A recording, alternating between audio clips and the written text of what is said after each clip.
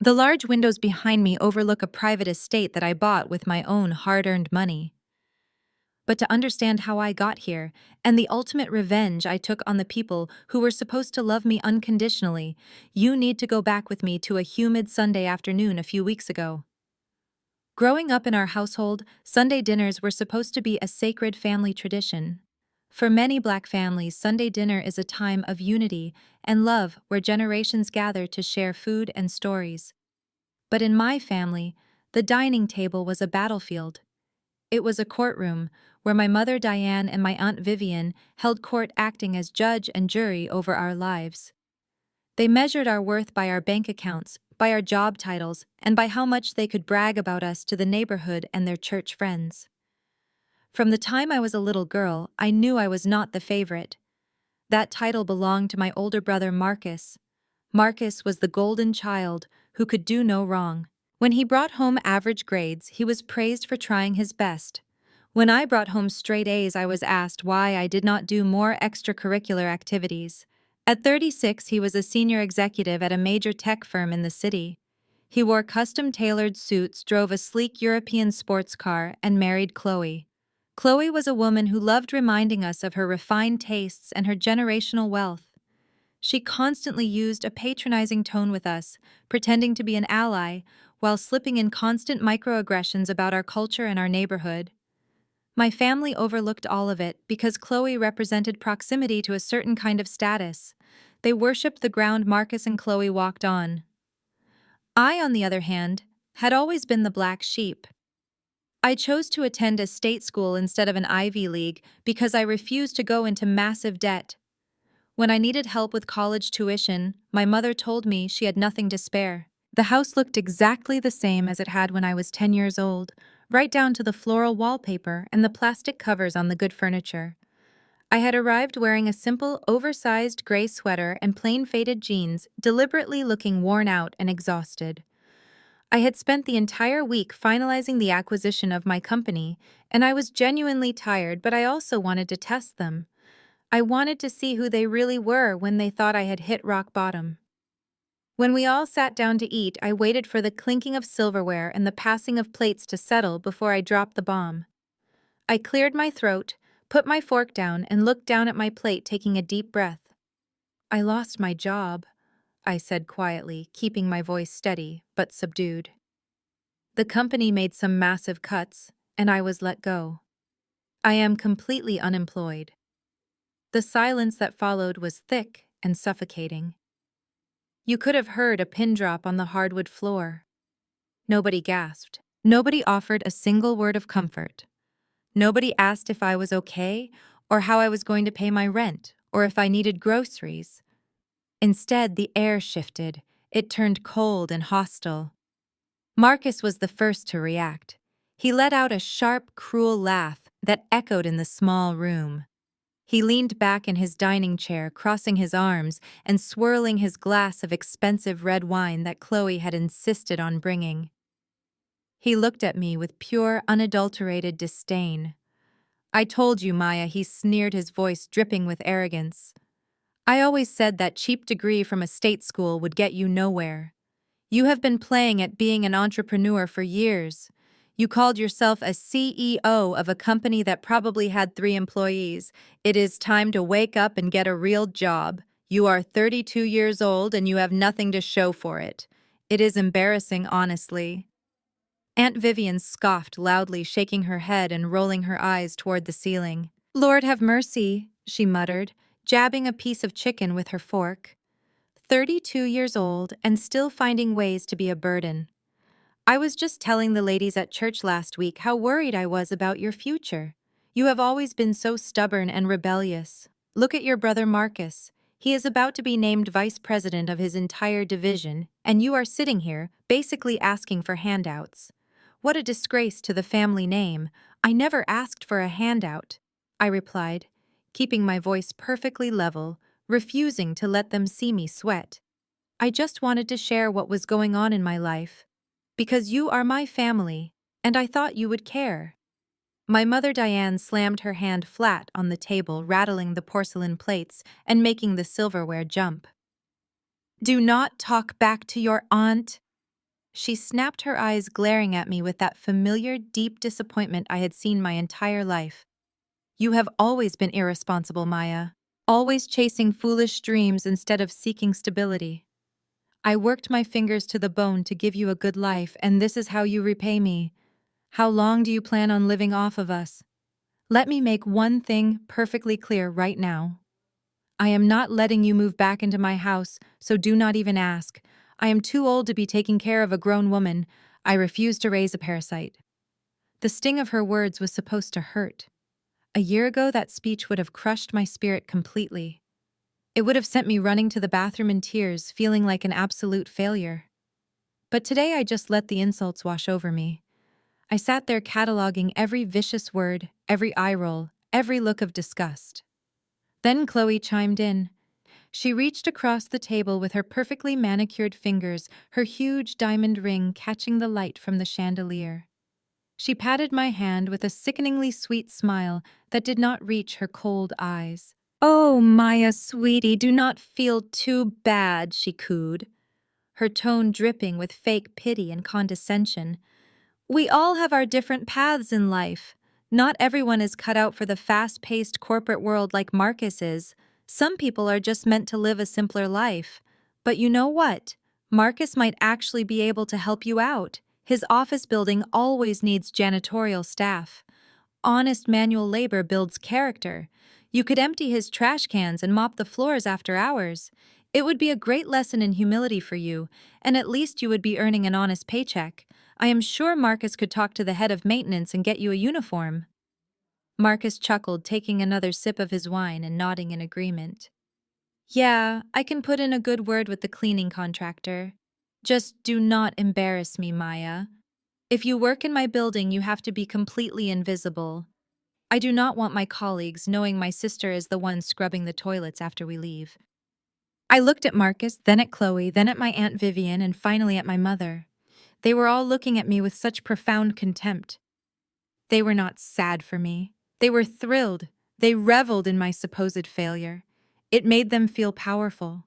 It validated their twisted narrative that I was the family disappointment and Marcus was the savior. They needed me to fail so they could feel better about their own miserable choices and toxic behaviors. I did not scream. I did not cry. I did not defend myself or try to explain that I had actually been working 80-hour weeks to secure a massive buyout. I just sat there in the heavy, toxic air of that dining room, staring right through them. I saw them for exactly who they were: bitter, shallow, and incredibly cruel. I was about to respond. I was about to open my mouth and let them know that the company I had built from nothing had just been acquired by Vanguard Group for a life-changing sum of money. But before I could speak, the sharp, sudden sound of the doorbell echoed through the house. It rang twice, a loud, echoing chime that completely shattered the tense humiliation hanging over the dining table. My mother frowned, pausing with her water glass halfway to her mouth. She turned toward the hallway, looking highly annoyed. "Who on earth is bothering us during Sunday dinner?" she complained, waving her hand in the air. "We are not expecting anyone. Marcus, go see who is at the door and tell them to go away. We are dealing with family business right now." Little did they know the people standing on the other side of that door were about to change the power dynamic of this family forever. Marcus pushed his chair back, scraping the wooden legs loudly against the hardwood floor. He let out a loud, dramatic sigh, running a hand over his perfectly tailored suit jacket. "Let me guess, Maya," he said, looking down at me with utter disgust. "Are these your debt collectors? Did you default on your car loan again? I swear, if there is a repo man standing on my mother's front porch because of you, I am going to lose my mind." Chloe let out a high-pitched giggle, covering her mouth with her linen napkin.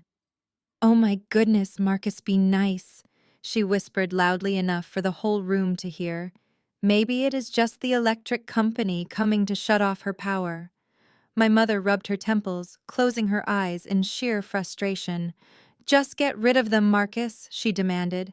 "Tell them Maya does not live here, and we are not responsible for her financial disasters."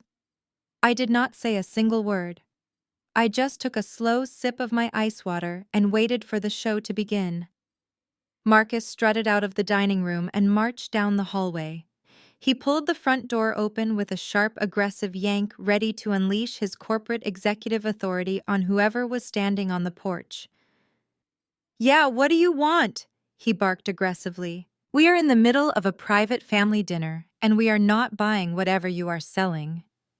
But the voices that answered him were not aggressive or intimidating. They were polished, calm, and incredibly professional. "Good evening, sir," a deep voice replied. "I apologize for the intrusion. We are not selling anything. We are here to see Miss Maya Jenkins. It is a matter of utmost urgency and absolute confidentiality." I heard Marcus scoff loudly. "Maya, look, whatever she owes you, we are not paying it. I am Marcus Jenkins, soon to be Vice President of Regional Sales at Vanguard Group, and I am telling you to leave my mother's property right now before I call the police." There was a brief pause. Then the polished voice spoke again, completely unfazed by Marcus and his attempt to throw his weight around. "That is very impressive, Mr. Jenkins," the man said smoothly. "However, we are not debt collectors. My name is David Sterling. I am a senior wealth manager and executive vice president at JP Morgan Chase. And this is my associate, Ms. Arrington, a licensed notary public. We have a scheduled appointment with Ms. Jenkins to finalize some highly sensitive financial documents. Now, if you would please step aside." Before Marcus could utter another word of protest, heavy, confident footsteps echoed down the hallway. Two figures walked into the dining room, completely ignoring my brother, who was left standing by the open front door, looking utterly bewildered. David Sterling was a tall, distinguished-looking man in his late 50s. He wore a bespoke navy blue Italian suit that probably cost more than my mother's entire car. Beside him was a sharp-looking woman in a sleek, charcoal pantsuit, carrying a thick leather briefcase. They looked entirely out of place in my mother's cramped, outdated dining room with its plastic-covered chairs and faded floral wallpaper. My mother dropped her napkin onto her lap, her eyes darting frantically between the two strangers. "Excuse me," she demanded, her voice rising in indignation. "Who do you think you are, barging into my home?" "Marcus, who are these people?" David completely ignored her outburst. His eyes scanned the room until they landed on me. His strictly professional demeanor instantly warmed into a look of profound respect. He walked straight over to my side of the table and offered a deep, polite bow. "Good evening, Ms. Jenkins." David said, his voice carrying a quiet but undeniable authority. "I'm so sorry to interrupt your family dinner. I know you requested we handle this at your office tomorrow, but there was a slight development and the Vanguard legal team insisted we get these final signatures executed tonight, before the markets open in Asia." Aunt Vivian let out a loud snort. "Office," she laughed bitterly, slapping her knee. "She does not have an office, mister. She just told us she got fired. You must have the wrong Maya Jenkins." David finally turned to look at Aunt Vivian. He adjusted his silver-rimmed glasses and gave her a look that was so icy it could freeze boiling water. "Mom, I manage the private wealth of billionaires. I assure you I do not make mistakes regarding my clients' identities." He turned back to me and unbuttoned his suit jacket, pulling a heavy gold Mont Blanc pen from his inner pocket. The notary stepped forward, placing the leather briefcase on the only empty space on the dining table, right next to Chloe's half-eaten plate of roasted chicken. She clicked the briefcase open, revealing thick stacks of crisp legal documents bearing the official gold foil seals of Vanguard Group and JP Morgan Chase. "Ms. Jenkins." David continued, his voice projecting clearly across the silent room. "I am incredibly pleased to inform you that the final wire transfer has successfully cleared. The acquisition of your cybersecurity firm by Vanguard Group is officially complete. After all capital gains taxes and legal fees have been deducted, the sum of $85 million has been securely deposited into your primary trust account." The words hung in the air like a physical blow. $85 million. David did not stop there. Furthermore, the deed to the $12 million estate in Beverly Hills has been officially recorded in your name. We just need your final signatures on these trust documents to establish the philanthropic foundation you requested. I nodded calmly, taking the expensive pen from his hand. "Thank you, David," I said, my voice perfectly steady. "I appreciate you coming all the way out here on a Sunday evening to ensure this was handled." "It is my absolute privilege, Miss Jenkins," he replied respectfully, smoothing his tie. I leaned over the table and began signing my name on the dotted lines. The rhythmic scratch of the pen against the thick parchment paper was the only sound in the entire house. The silence that had fallen over my family was not just quiet, it was a dead, suffocating silence. The kind of absolute silence that follows a massive explosion right before the dust begins to settle. I finished the last signature and handed the pen back to David. The notary quickly stamped the pages, packed them back into her briefcase, and snapped the locks shut with a sharp click. "Congratulations again, Ms. Jenkins," David said, offering his hand, which I shook firmly. "You built an extraordinary company from the ground up. It has been an honor to facilitate this transaction. We will speak tomorrow regarding your new board position at Vanguard. Have a wonderful evening with your family." They turned and walked out of the dining room, their footsteps fading down the hallway, followed by the soft click of the front door closing. I remained seated, resting my hands casually on my lap. I slowly looked up and took in the faces of the people who had just spent the last 20 minutes degrading me. The transformation was glorious to witness. Marcus had wandered back into the dining room during David's speech.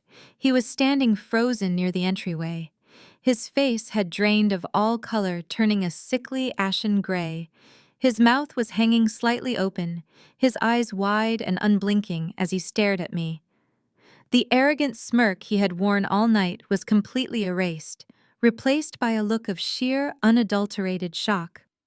He looked exactly like a man who had just watched his entire worldview crumble into fine dust. Chloe was sitting completely rigid in her chair. The fake sympathetic smile she had plastered on her face earlier had melted away into an expression of pure horror. She looked from me to the empty space where the briefcase had been, and then down at her own hands. Her knuckles were white from gripping her napkin so tightly. The realization that the sister-in-law she had just offered a janitorial job to was now a multimillionaire was visibly short-circuiting her brain. Aunt Vivian had her hand clamped tightly over her mouth. Her eyes were darting back and forth wildly, as if she was waiting for someone to jump out and yell surprise. She looked like she wanted to speak, but her vocal cords simply refused to cooperate.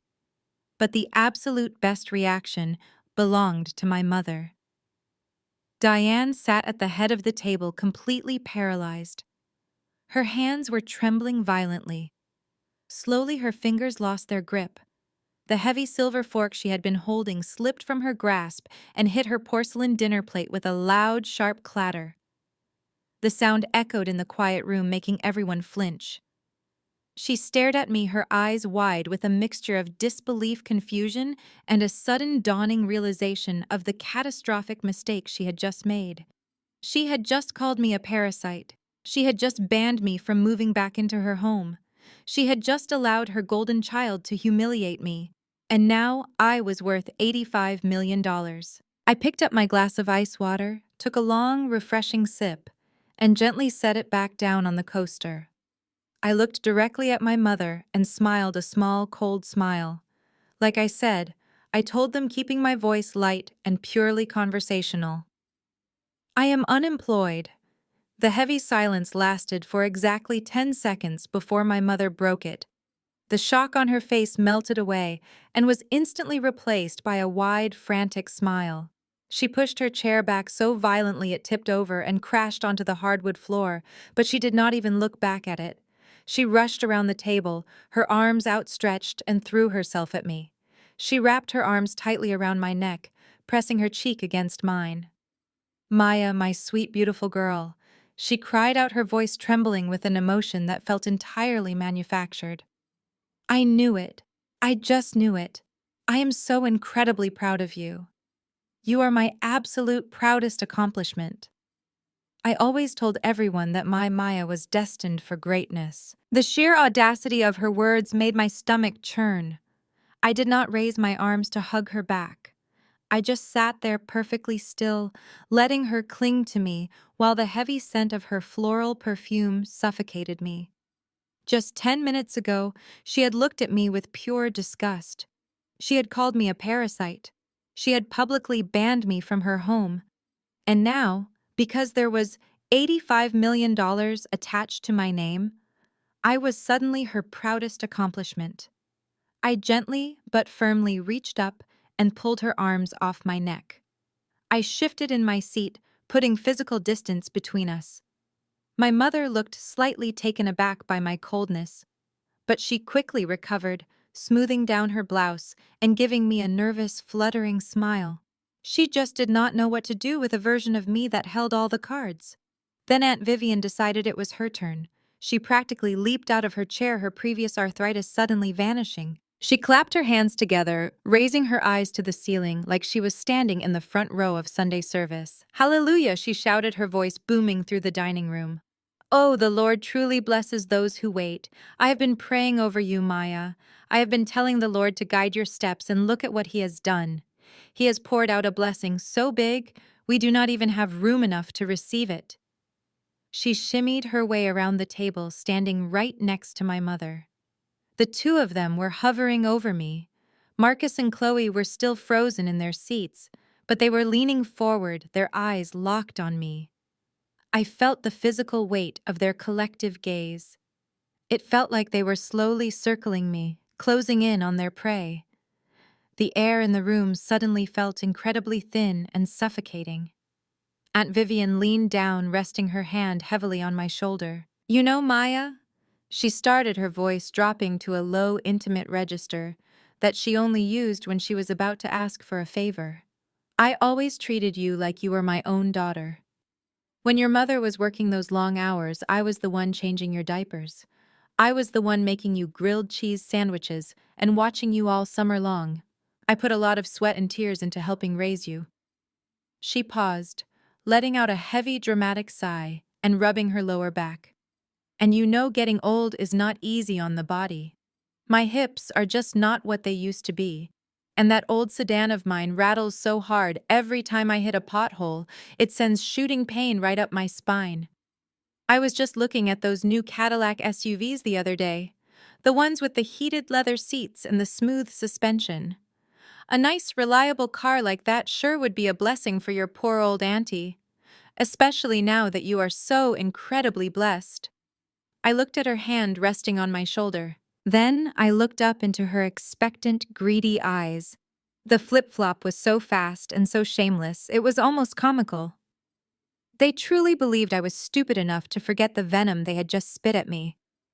I reached up and calmly lifted Aunt Vivian's hand off my shoulder, placing it back by her side.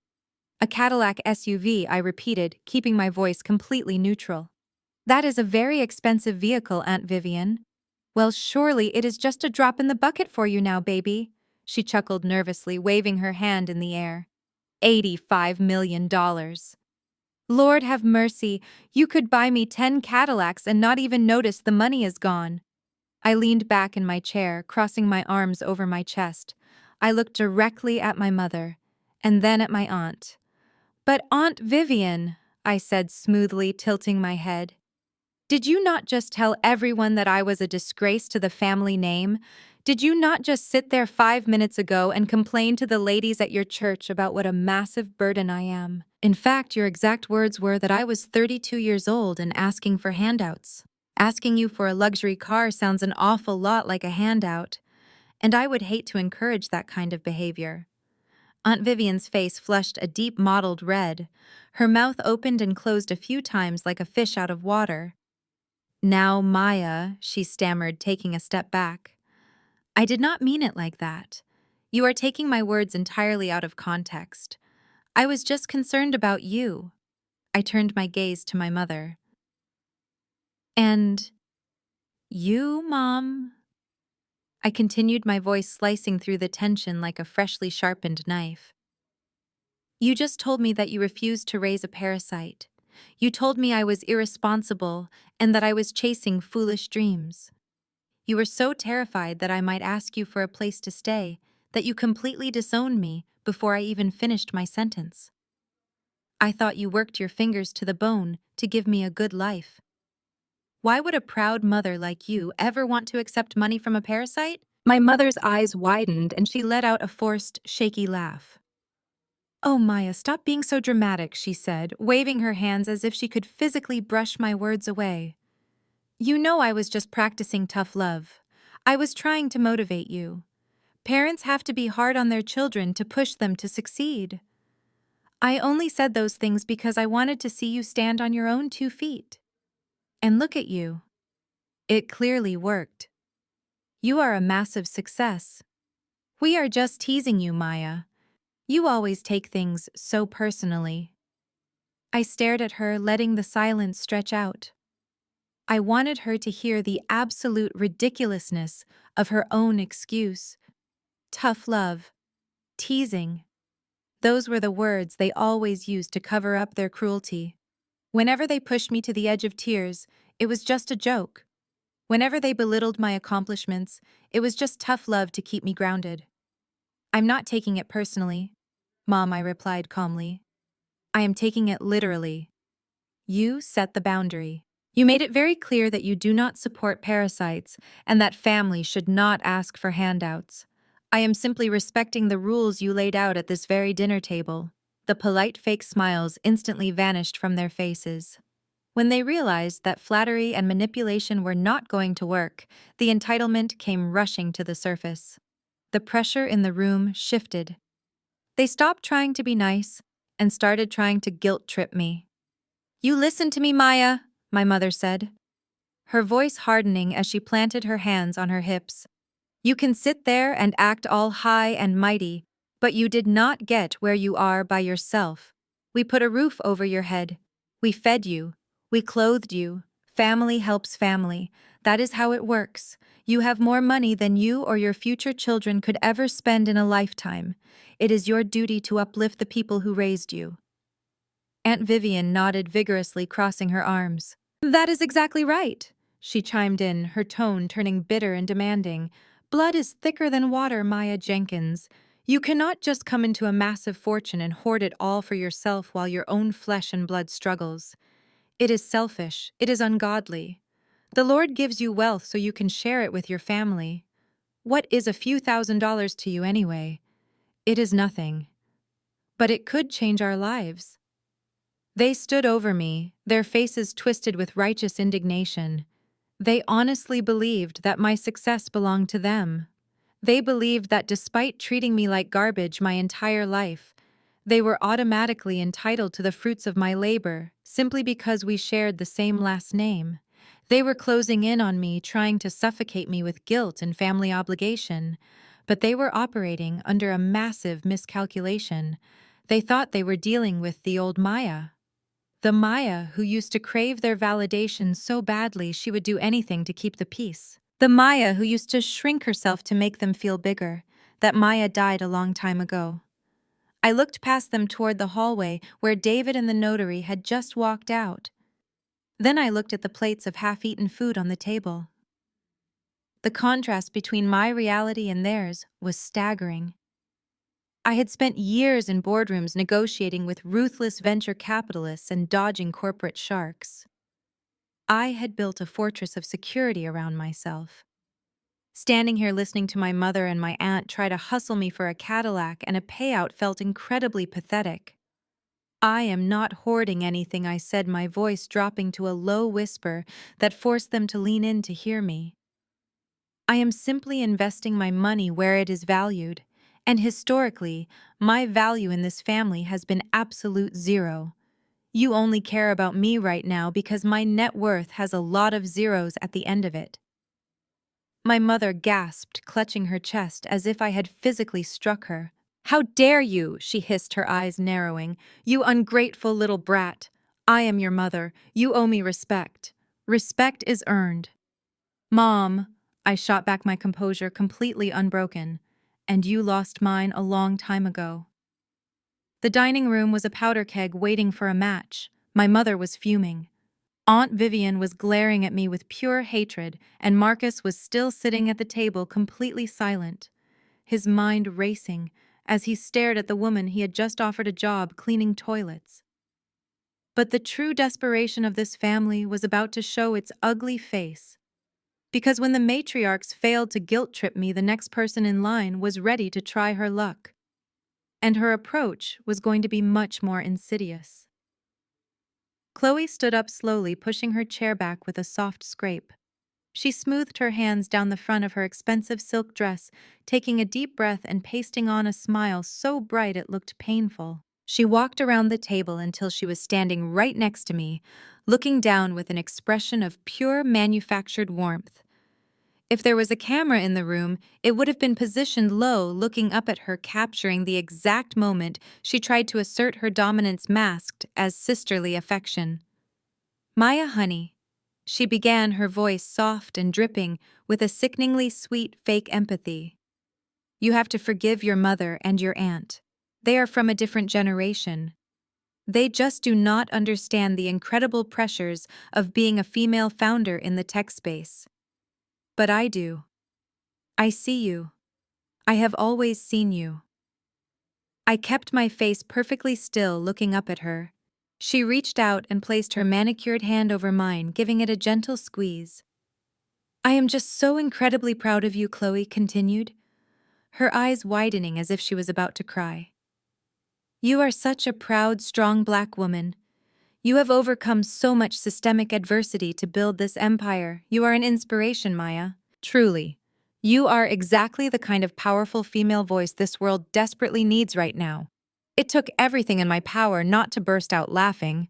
A half hour ago, she was telling me to scrub her husband's office toilets to learn humility. Now I was a proud, strong Black woman who had overcome systemic adversity. She was throwing every progressive buzzword she could think of at me, hoping one of them would stick to my wallet.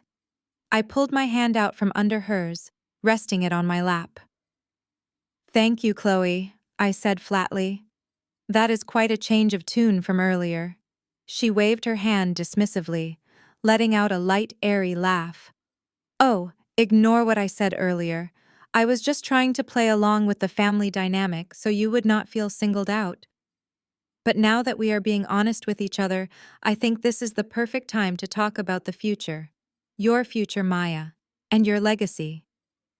She pulled up a chair next to mine, leaning in close like we were best friends sharing a secret. "You know, I have been running the Chloe Jenkins Foundation for Mental Health for the past 2 years," she said, her tone turning serious and businesslike. "We focus on providing wellness resources for underprivileged inner-city youth. It is vital work, Maya. We are literally saving lives in your community, but we are at a critical turning point, and we need capital to scale our operations globally." She paused, letting the weight of her words hang in the air before delivering the pitch. "With your new resources, you have a unique opportunity to give back. A seed investment of just $5 million would completely transform the foundation. We could put your name on the new wellness center. It would be amazing for your public relations. And honestly, it is your responsibility to uplift the community now that you have made it out." I stared at her. $5 million. She said the number as casually as if she were asking me to spot her for a cup of coffee. I slowly stood up from my chair, leveling myself so we were standing eye to eye. I was not going to let her look down on me for another second. The power dynamic instantly shifted as we stood on equal footing. $5 million for your mental health foundation?" I asked, my voice echoing slightly in the quiet dining room. "That is a very generous ask, Chloe. Especially since you just asked me to empty trash cans an hour ago." She stiffened, her fake smile wavering slightly. "Well, like I said, the foundation is doing crucial work. We need serious investors who understand the vision." I nodded slowly, pulling my phone out of my pocket. "That is fascinating, Chloe, because when Marcus first bragged to me about your little charity project last Thanksgiving, I actually did some digging. I am a tech founder. Data is my specialty, and I love supporting legitimate causes."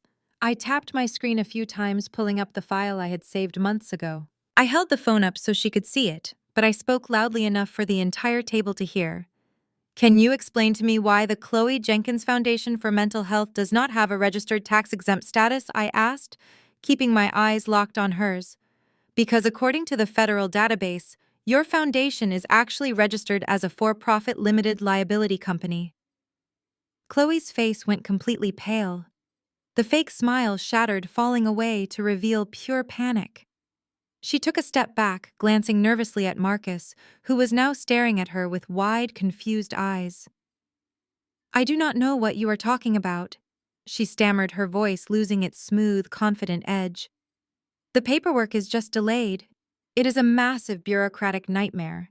You know how the government is." I swiped to the next page on my screen. "I do know how the government is, Chloe. I also know how corporate accounting works. And it is incredibly strange that a foundation dedicated to inner-city mental health spent $400,000 last year on first-class flights to Milan, luxury spa, retreats in Aspen, and bulk purchases at the Hermes boutique in Beverly Hills." The dining room was so quiet, you could hear the air conditioning humming in the background. My mother and Aunt Vivian were staring at Chloe in shock. Marcus slowly stood up from his chair, his face a mask of utter confusion. "Chloe, what is she talking about?" Marcus asked, his voice tight. "You told me that money was going to build a community center in Chicago." I turned to Marcus. "There is no community center, Marcus. There are no underprivileged youth getting therapy. Your wife has been using this fake charity as a slush fund to finance her luxury lifestyle and dodge taxes. She has been soliciting donations from your wealthy corporate friends and funneling the money straight into her own closet. And now she is trying to hustle me out of $5 million so she can upgrade to private jets." Chloe was breathing heavily, her chest heaving as she looked around the room. She was trapped. She had spent years cultivating this image of the generous, wealthy white savior who had graced our family with her presence. And in less than 2 minutes, I had completely dismantled her entire identity right in front of her husband and her in-laws. When a narcissist loses control of their narrative, they do not apologize. They attack. Chloe's face flushed a violent shade of red. The panic in her eyes twisted into pure, unhinged rage. She swatted my hand away, knocking my phone onto the table with a loud clatter. "You little bitch!" she shrieked, her voice entirely stripped of its fake polish. "How dare you look into my finances? You have absolutely no right. You think because you got lucky and sold some stupid little app that you are suddenly better than me. You are nothing." Her mask was completely gone now. The ally, the sister, the progressive philanthropist, they all evaporated. "I offered you an opportunity to be part of something elite and you throw it in my face," she yelled, pointing a shaking finger at me. "This is exactly why people like you cannot handle real money. You are all the same. You get a little bit of cash, and you think you own the world, but you are just ghetto trash with a new bank account. You will never have class, Maya. You will never be one of us.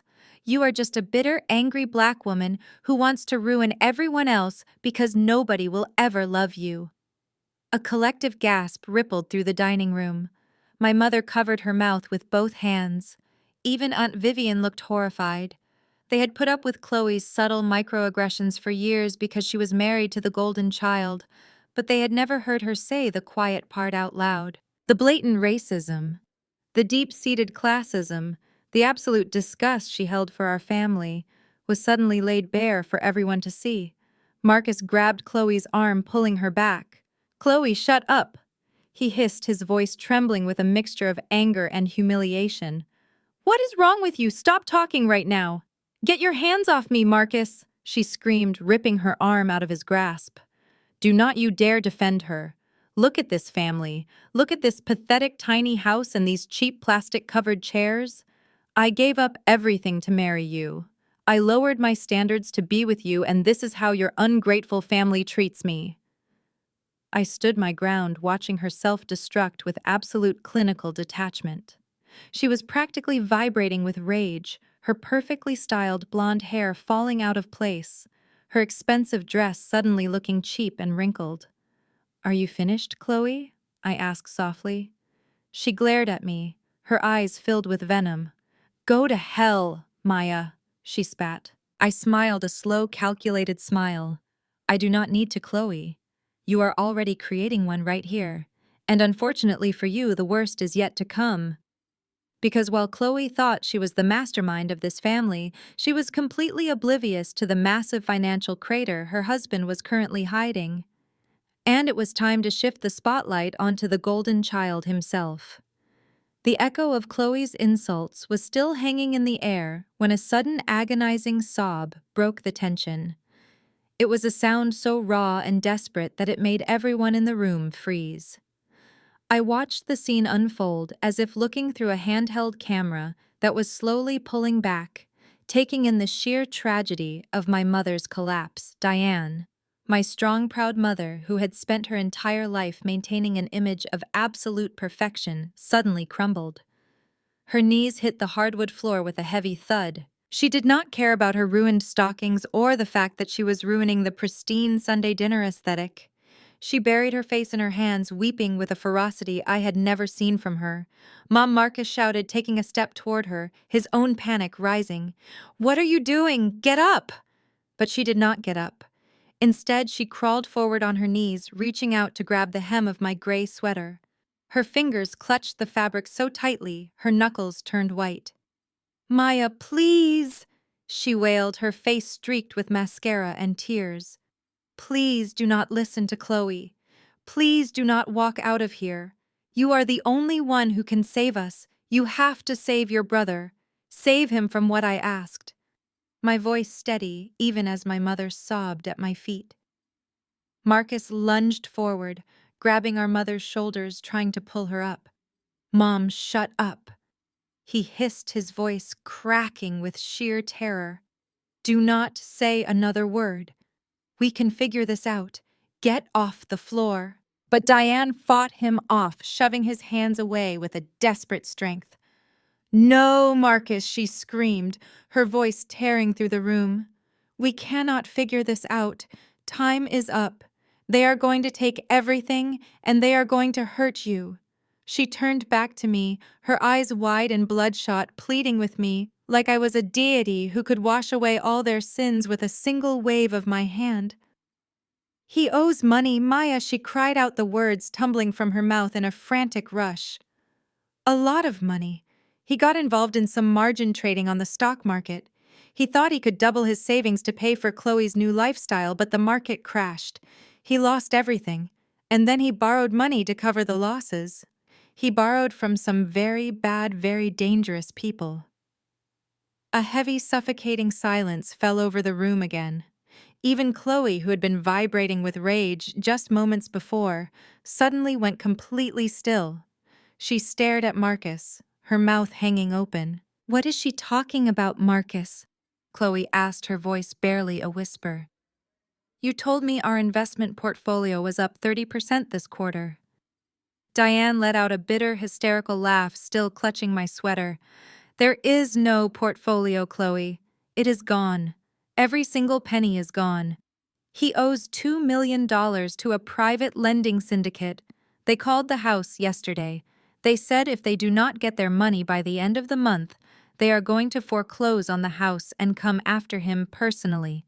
He is going to lose the house, Chloe. He is going to lose everything." The revelation hit the room like a physical shockwave. The golden child, the supposed future vice president, the man who had just mocked my state school degree and offered me a job cleaning toilets, was $2 million in debt to underground lenders. His custom suits, his European sports car, his perfect marriage, it was all a house of cards, built on lies and catastrophic financial ruin. I looked down at my mother, who was still sobbing at my feet, and then I shifted my gaze to Marcus. The transformation was absolute. The arrogant executive had vanished completely. In his place stood a terrified, pathetic man who looked like a scared little boy. His shoulders slumped, his chest heaved, and tears began to well up in his eyes. The facade was shattered. He slowly sank to his knees right next to our mother. The golden child was finally brought low, kneeling before the sister he had despised his entire life. "Maya, please," he begged, his voice trembling so hard he could barely form the words. "I am so sorry. I am so sorry for everything I said earlier." I was just projecting my own failures onto you. I am drowning, Maya. I am completely drowning, and these people do not mess around. They are threatening my life. He reached out trying to grab my hand, but I smoothly pulled it back out of his reach. $2 million, Marcus, I said, shaking my head slowly. That is a massive hole you dug for yourself. How did you think you were going to pay that back on a regional sales salary?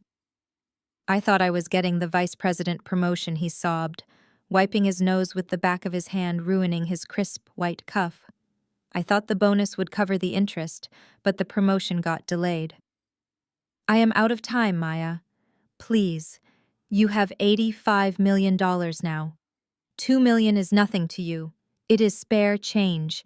You can wire it tomorrow and save my life. I will pay you back. I swear on my life I will pay you back. I will do whatever you want. I will wash your cars. I will clean your house. Just please do not let them destroy me. I stared at him, watching him grovel. It was the exact outcome I had predicted, but seeing it in person was almost sickening. My mother was weeping onto my shoes, my brother was begging for his life, and my sister-in-law was staring into space, realizing her wealthy fantasy was a total lie. They had treated me like garbage when they thought I was poor. Now they expected me to be their savior because I was rich. The entitlement was deeply ingrained in their bones. But I was not going to give them a single dime. I was going to give them a lesson. And to execute the final stage of my plan, I needed him to open the door just a little wider. I let out a long, heavy sigh, relaxing my posture and allowing a look of manufactured exhaustion to cross my face. I needed them to think they had worn me down. I needed them to believe that the old compliant Maya, the sister who always fixed their messes, was still in there somewhere. "Stand up, Marcus," I said, my voice softening just enough to give them a glimmer of false hope. "Both of you. Get off the floor, you are embarrassing yourselves." My mother gasped, scrambling to her feet and pulling Marcus up with her. She looked at me with wild, desperate gratitude. "You will do it?" she asked breathlessly. "You will help your brother?" I did not say yes, but I did not say no. I looked at Marcus, who was staring at me like I was his personal savior. "I am a businesswoman, Marcus," I said, keeping my tone pragmatic and calm. "I do not just wire $2 million to shady syndicates without seeing the financial damage first. I need to know exactly what I am dealing with. I need to see your accounts, the margin calls, the loan agreements, and the interest structures." "Yes, yes, of course," Marcus babbled, nodding his head frantically. "I have all the spreadsheets. I have the emails from the lenders. I can show you everything right now." I pointed to the sleek black leather laptop bag sitting on the credenza near the hallway. "Is that your corporate laptop from Vanguard?" I asked. "Yes," he said, wiping his eyes.